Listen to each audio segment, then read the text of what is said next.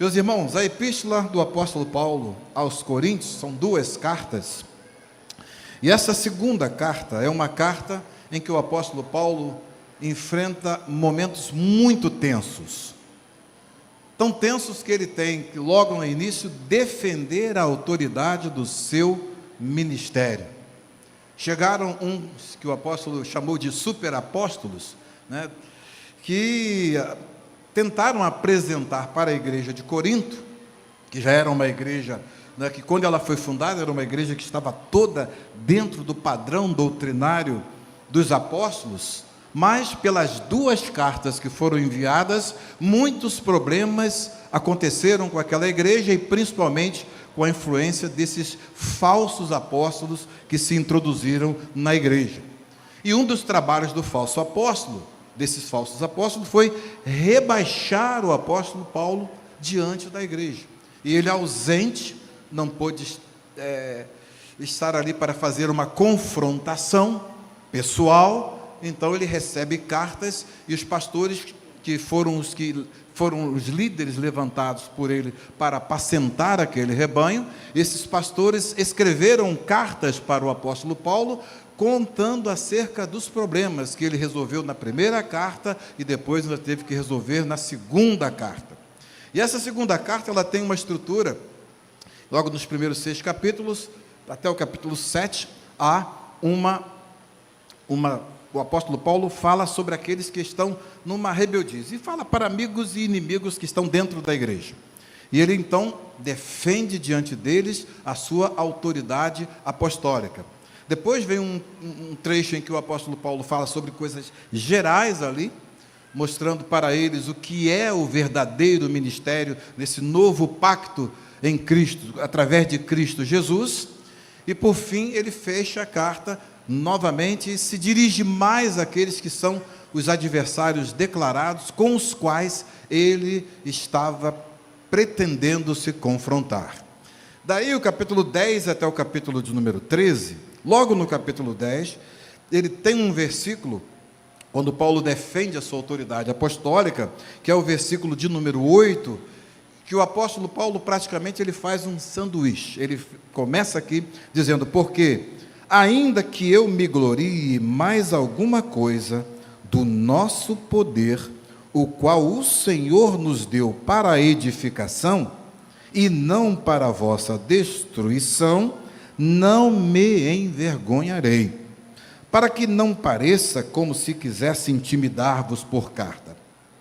Porque as suas cartas, dizem, são graves e fortes, mas a presença do corpo é fraca, e a palavra desprezível. Olha como essa igreja estava tratando o apóstolo Paulo. Gente, o apóstolo Paulo, vocês imaginem. E nesse confronto, o apóstolo Paulo, então, com aquela, segundo dizem, com a presença meio franzina, bem magrinho ali, pequeno, e não tinha aquela estatura, né? E eles, então, dizem que as palavras eram palavras são muito graves, é por cartas. E a presença dele é desprezível, a palavra é desprezível, e a presença do corpo é fraca, não nos intimida. E diz o apóstolo: pense o tal isto, quais somos na palavra por cartas, ainda estando ausentes, tais seremos também por obra, e estando presentes. Já na primeira carta, o apóstolo Paulo se reuniu, embora ausente, com os líderes da igreja, e entregou um crente a Satanás para a destruição da carne. Mas ele chega aqui no finalzinho da carta, nessa última palavra, ele tem a esperança de que esses ouçam e se arrependam daquilo que estavam, né, que o inimigo plantou ali naquela igreja, que ele, os seus liderados, aqueles pastores que ele orientou ali a trabalhar com aqueles crentes, que voltassem ao normal. E por conta disso ele queria: eu não quero chegar aí para fazer crente morrer, ficar aleijado e trazer dano para vocês. Deus me deu esse poder como apóstolo para a edificação. Eu quero chegar aí e tem enfermos, eles serem curados, tem problemas, eles serem resolvidos, e a igreja voltar a desfrutar daquela bênção que desfrutava quando eles estavam sem a presença desses super apóstolos que foram para atrapalhar e dividir a igreja e causar esse mal-estar. Daí então, no capítulo de número 13, já fechando essa epístola, o Paulo fala a respeito do seu desinteresse, ele dá últimos avisos, e no finalzinho, o versículo que também fecha, com aquele lá de capítulo 10, versículo 8, ao versículo 10 do capítulo 13, que diz: portanto, escrevo essas coisas estando ausente, para que, estando presente, não use de rigor ou de aspereza, segundo o poder que o Senhor me deu para a edificação e não para destruição. Aqui então o apóstolo fecha a epístola e vem os 3 versículos que são considerados o otimismo do apóstolo Paulo, a esperança que ele tem de que seja esse o efeito sobre a igreja de Corinto, que estava numa situação tão triste, que ele jamais pensou que uma igreja podia chegar a um estado daquele. Daí então vem ele, no versículo de número 11, diz: quanto ao mais, finalmente, fechando a minha palavra para vocês, qual é a minha expectativa? Irmãos, regozijai-vos, alegrai-vos. Uma igreja em rebeldia é uma igreja triste. Uma igreja em que os membros da igreja se levantam contra os seus líderes é uma igreja triste. É uma igreja que não recebe a visitação de Deus. E aqueles irmãos já tinham experimentado muitas coisas gloriosas.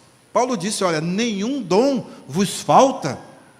Era uma igreja poderosa, mas com a infiltração desses que foram ali colocados, foram introduzidos naquele meio para disseminar a discórdia, a incredulidade e menosprezar o apóstolo Paulo, a igreja estava numa situação que não era de alegria. Toda a igreja, quando os membros se levantam contra o pastor, e nós lemos isso, o Senhor falou para nós, é uma igreja que vai enfrentar problemas. Por quê? Porque Deus não aceita. Deus não aceita. E o apóstolo Paulo então está dizendo: mudem de posição, se alegrem. Eu quero ver vocês como vocês estavam no princípio, como vocês tinham aquele gozo, aquela alegria quando eu saí daí e deixei uma igreja abençoada, cheia de dons espirituais, uma igreja que estava numa unidade, e agora eu quero que vocês voltem a ter esta alegria. Então o primeiro verbo que é utilizado aqui é o verbo que está no imperativo: regozijai-vos, alegrem-se. Quer uma igreja alegre?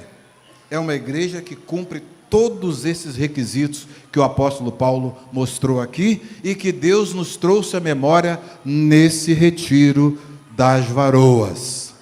Esse texto foi dado por Deus, o hino foi dado por Deus, e por isso nós estamos refletindo sobre ele. Quanto ao mais, irmãos, olha, regozijai-vos. Vocês estão alegres? Vocês já ouviram coisas aqui que hoje, se eu pudesse falar, não quero nem falar mais nada. O presidente estava mastigando ainda um testemunho e já tinha vindo outros. E ali também eu estava, o Senhor já visitou meu coração, eu chorei na presença de Deus, o Senhor me alegrou, e alegrou a você. Esse é o ambiente em que só deve reinar a alegria. Alegrem-se, porque temos motivo para isso. Temos motivo para isso. Olha a nossa origem, e olha onde Deus está nos colocando, e olha o que Deus está fazendo. Olha o que Deus está fazendo. O segundo verbo que é utilizado aqui pelo apóstolo Paulo Ele dá aqui são 5 imperativos. O primeiro, quanto ao mais, irmãos, regozijai-vos, alegrai-vos. O segundo é sede perfeitos. Eu estava analisando aqui esse verbo que foi utilizado pelo apóstolo Paulo. Sempre eu procuro ir lá no texto original, porque a nossa tradução sempre ela é uma pose fixa. Quando o tradutor escolhe uma palavra, ela é a palavra que vai refletir aquilo que o texto original diz, segundo a percepção do tradutor. Quando você vai ao texto original, há uma ampla capacidade de possibilidades que uma palavra no original pode ter. E assim, o apóstolo Paulo, quando ele diz aqui, ele manda se alegrar, e o segundo verbo aqui está no sentido de os crentes, quando se fala sede perfeitos, o apóstolo não quer dizer que os crentes de Corinto agora tinham que ser perfeitos, no sentido absoluto, porque a perfeição absoluta é impossível para todos nós. Mas quando o Senhor nos salva, Ele nos coloca num processo de restauração, num processo em que nós vamos desfrutar de tudo aquilo que Jesus, lá na cruz, conquistou para nós. Tanto é que o apóstolo Paulo, na Epístola aos Romanos, capítulo de número 6, Epístola aos Efésios, capítulo de número 2, fala que nós fomos identificados com Cristo na sua morte, e ali o nosso velho homem morreu. Depois, ele fala que nós fomos unidos com Cristo no seu sepultamento. Depois, nós fomos unidos, estávamos ali no sepulcro com Cristo, e quando Ele levantou, Deus nos ressuscitou juntamente com Ele. Mas o apóstolo Paulo, na Epístola aos Efésios, dá um outro detalhe que é muito mais excelente ainda. E diz que quando nós fomos ressuscitados e Cristo foi assunto aos lugares celestiais, nós também subimos aos lugares celestiais. De modo que a igreja vive no céu. Essa companhia que nós temos aqui, esses anjos que estão passeando aqui, o Espírito Santo que está dentro de cada um de nós aqui, o Senhor Jesus que está presente aqui, é porque nós estamos hoje nos lugares celestiais em Cristo Jesus. Essa presença que você está sentindo, que eu estou sentindo aqui, é do céu. Você vive no céu. Isso não é da terra. Nós estamos aqui no Seropédica, mas isso aqui é céu purinho, gente. Se o Senhor pudesse abrir os nossos olhos, como Ele disse que um dia ia acontecer, nós íamos ver os anjos vindo da porta até o altar, e do altar até a porta. E isso é que traz a alegria, é que traz aquilo que o apóstolo disse: alegrai-vos, regozijai-vos. Por quê? Porque nós estamos desfrutando desta união com Cristo, e estamos na presença mesma de Deus. Por isso que é gostoso. E os coríntios, por conta dessa posição que eles tomaram, eles perderam isso. Uma igreja beligerante, uma igreja cheia de problemas, virou uma igreja cheia de intrigas. Até no dia da ceia, o apóstolo Paulo disse que tinha heresias sendo ensinadas no dia da ceia. E alguns estavam morrendo, né? Uns que estavam fracos e outros que dormem, usa ali um eufemismo para crentes que estavam morrendo. Virou uma igreja que, em vez de desfrutar disso que nós estamos desfrutando aqui, dessa paz, dessa alegria, dessa presença maravilhosa, era uma igreja que estava praticamente desligada, porque tinha se levantado contra o líder maior. Não era um pastor, era um apóstolo, que foi levantado por Deus para lançar o fundamento doutrinário da igreja. Mas o apóstolo otimista diz: olha, emendem os seus caminhos, voltem a ser aquilo que vocês foram, voltem atrás, desfrutem daquilo que eu ensinei para vocês, aquela comunhão que vocês perderam. Essa igreja Provavelmente, nessa época, vocês imaginam que ela era uma igreja agora que Deus estava usando em dons espirituais e fazendo maravilhas? Absolutamente não. Era uma igreja que estava, se não mudasse de posição, se não mudasse de comportamento, ela seria uma igreja fadada à extinção e muito breve. Mas ele então dá a segunda ordem aqui, olha, para que eles voltassem àquele primeiro, eles se juntassem no sentido de procurar a restauração e voltar aos primeiros caminhos. Esse não é, de um modo geral, o estado em que a igreja no século 20 e 21 se encontrava quando Deus bradou restauração? Restauração é exatamente para nós voltarmos àquele nível que a igreja nos tempos primitivos participou. Daqueles sinais e maravilhas que Deus fez e prometeu que vai fazer e está fazendo no nosso meio. Deus está fazendo. Depois, em seguida, quando ele manda os crentes voltarem a essa restauração, ele dá a terceira ordem para que as coisas voltem a ser como eram. Ele diz: sede consolados. Sede consolados. Aqui, nesse aspecto aqui, é no sentido de os crentes serem encorajados por Deus para promover o encorajamento. Porque a consolação, segundo o apóstolo Paulo disse, é uma consolação instrutiva. Quando é que vem a consolação? Alguém está passando por uma situação difícil, alguém está passando por um problema, aí Deus vem, resolve aquele problema. Aí está a cancerosa, não é, com aquela palavra que vai morrer, você não tem mais jeito. Aí daqui a pouco vem o Senhor e cura, restaura a saúde, né? Isso traz o quê? Uma consolação àquele que foi afetado por essa ação de Deus. Aí depois, quando ela vem contar, consola todos nós. Todos nós fomos consolados com aquela consolação que Deus consolou aquela irmã que cantou aqui para nós, e outras coisas que o Senhor tem feito nesse retiro. Então, os crentes deveriam voltar a ser não aqueles promotores da dissolução da igreja, promotores da divisão, desordeiros no seio da igreja, mas aqueles que deveriam encorajar outros para obedecer e falar: peraí, vocês lembram daquilo que nós éramos? Não está a mesma coisa, vamos voltar? É isso que o apóstolo Paulo está desejando nas suas últimas palavras. E depois ele disse aqui: sede de um mesmo parecer, sede de um mesmo pensamento. Qual era o padrão? Aquele que eles deixaram para trás, que os superapóstolos vieram trazer novidades e adaptar a igreja de Corinto a uma forma de vida que não era de acordo com a doutrina dos apóstolos. As irmãs lá abandonaram o uso do véu. Você vê que eles vieram para trazer mesmo uma dissolução da igreja, indo de encontro àquilo que Deus usou os apóstolos para colocar no seio da igreja. Eles eram a autoridade de Deus para lançar o fundamento doutrinário da igreja.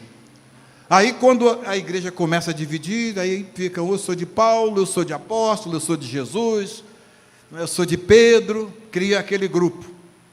Dia da ceia era aquela bagunça, o grupinho que sentava na frente, quando os diáconos chegavam para distribuir o pão, o primeiro grupo que estava ali, comia tudo e acabou a ceia. Os outros não participaram da ceia. Estava assim a igreja. E o apóstolo está dizendo: sede de um mesmo pensamento, voltem àquela unidade doutrinária que eu ensinei para vocês, porque eu recebi do Senhor.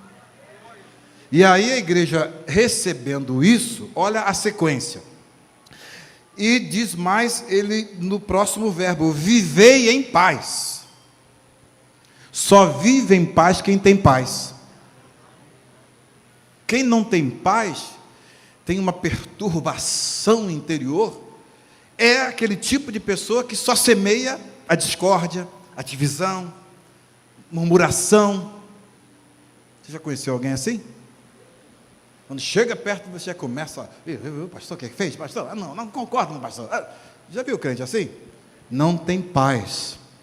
e ele não é um semeador da paz. E o apóstolo Paulo falando para aqueles crentes que eram, na maioria, uma boa parte, que viviam assim: vivei em paz. Vivam em paz. Se vocês voltarem àquele fundamento que eu lancei, se vocês abraçarem o que eu estou dizendo aqui, então vocês vão viver novamente aquela glória que vocês desfrutavam quando eu vos deixei e vocês foram organizados em igreja. Então esse finalzinho é um chamado à volta, é um chamado à origem. Vivei em paz. Eles tinham que ser os semeadores da paz.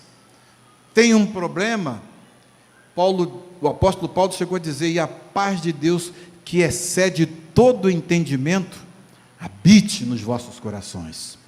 Nós precisamos de viver em paz. Na nossa igreja nós temos que ser pacificadores. Surge um problema, nós temos que ser da ala dos pacificadores, não daqueles que lançam lenha na fogueira para poder queimar mais.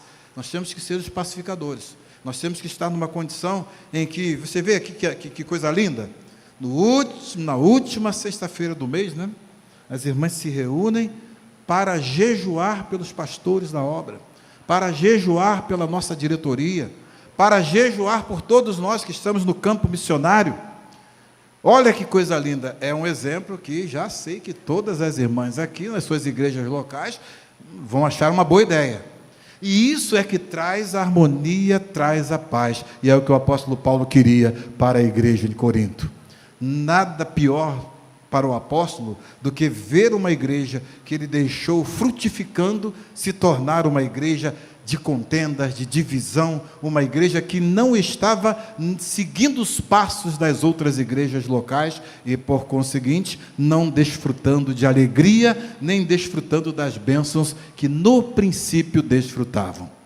E o apóstolo, então, ele finaliza dizendo: se vocês fizerem isso, se vocês forem alegres, parar de ser aquele tipo de pessoa que o pastor Jair dizia, né? Uma cara amarela, comprida, triste, tudo é motivo de reclamação. O pastor Luiz disse que não viu isso na África. Tudo é motivo de reclamação. Não, para de ser rabugento, de macambúzio, sorumbático. Seja uma pessoa alegre, porque você tem razão para ser alegre. Você tem razão, nome escrito no livro da vida, convicção de vida eterna. O dia eterno vai raiar e você sabe que vai entrar nessa dimensão de vida para sempre com Jesus, numa cidade gloriosa, onde as contingências presentes, as dissensões, as enfermidades, tudo estará ficando para trás e nunca mais nos alcançarão, e o Senhor vai enxugar dos nossos olhos todas as lágrimas, e nós seremos guiados pelo Cordeiro à fonte das águas da vida. Vamos sentar com o Senhor na grande ceia, com Abraão, com Isaac, com Jacó, os patriarcas, com Elias, com Isaías, com Jeremias. Pensa nisso, irmão. Aleluia. Era o desejo de Paulo para aquela igreja, é o desejo de Deus para nós. Vamos ser pessoas de paz nas nossas igrejas, pessoas alegres, pessoas que têm uma palavra de consolo. Quando você, não, eu tive nesse problema e o Senhor resolveu assim. Não, eu caí da escada com meu filho e rolei, quando cheguei lá embaixo, matei meu filho, quando eu vi, ele estava vivo.